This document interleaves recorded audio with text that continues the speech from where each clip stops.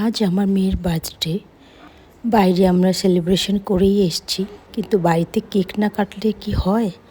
বাড়িতে একটু কেক কাটা আয়োজন করা হলো, আর ওর পছন্দের মতন গিফটও কেনা হলো। কিন্তু ও জানতো না যে এই গিফটগুলো কেনা হয়েছে ওর জন্য চকলেট আর ডল হাউস। তো ও এই সারপ্রাইজটা পেয়ে খুবই খুশি।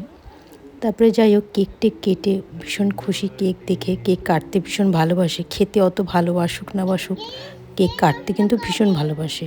আমারও বার্থডে হলে বা ওর বাবার বার্থডে হলে ও কিন্তু কেক কাটাটা ভীষণ এনজয় করে। ওর এই মোমবাতিটা যে ফু দিয়ে নেভাবে ওইটাতে ভীষণ এনজয় করে। তারপরে যাই হোক, কেক টেক কেটে রাত্রিবেলা ভীষণ মজা করলাম, আনন্দ করলাম। বাইরে আনন্দ করেছি, কিন্তু এই কেক কাটাতে বেশি যেন মজা লেগেছে আমার, মানে ইয়ানিকার বেশি মজা লেগেছে। যাই হোক, কেক তো খাওয়া দাওয়া হলোই। তারপরে হচ্ছে গিয়ে এরম করে ন্যাকামো করে করে খাচ্ছে। এই যে সামনে যে ফোন আছে ওটাতেই ও মানে তাকিয়ে মানে বেশি মানে পোজ দিচ্ছে আর কি।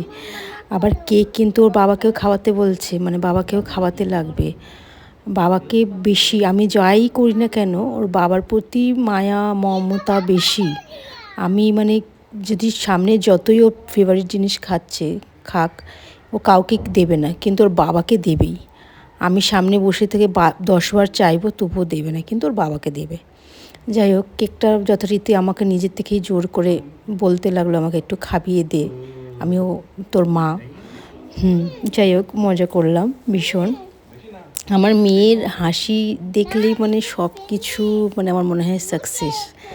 ও যতক্ষণ খুশি থাকে না, আর ওকে খুশি করাটা খুব একটা টাফ না, কিন্তু ও মানে খুব বেশি বড় বড় ওর জন্য জিনিস করতে লাগে না, ছোট ছোট জিনিসেই খুশি হয়। এই রেডি করালাম স্কুলে যাওয়ার জন্য সকালবেলা। তো ওর বার্থডেটা ভাবছিলাম যে আমরা বাড়িতে মানিয়েছি, বাইরে মানিয়েছি, আমরা ফ্যামিলিতেই মানিয়েছি, কিন্তু ওর যাই হোক বাচ্চাদের সাথে একটু কেক কাটলে ভালো লাগে। তাই স্কুলের জন্য একটা কেক পাঠিয়ে দিয়েছিলাম। তো স্কুলের মধ্যে ওরা ফ্রেন্ডদের সাথে একটু কেক কাটলো, আনন্দ করলো। ওটা ওর আনন্দটা কেন বঞ্চিত থাকবে ওর সাথে। তাই ওকে স্কুলেও মানে ফ্রেন্ডের সাথে কেক কাটলো, আন্টি ছিল, ম্যাম ছিল, ভীষণ এনজয় করেছে।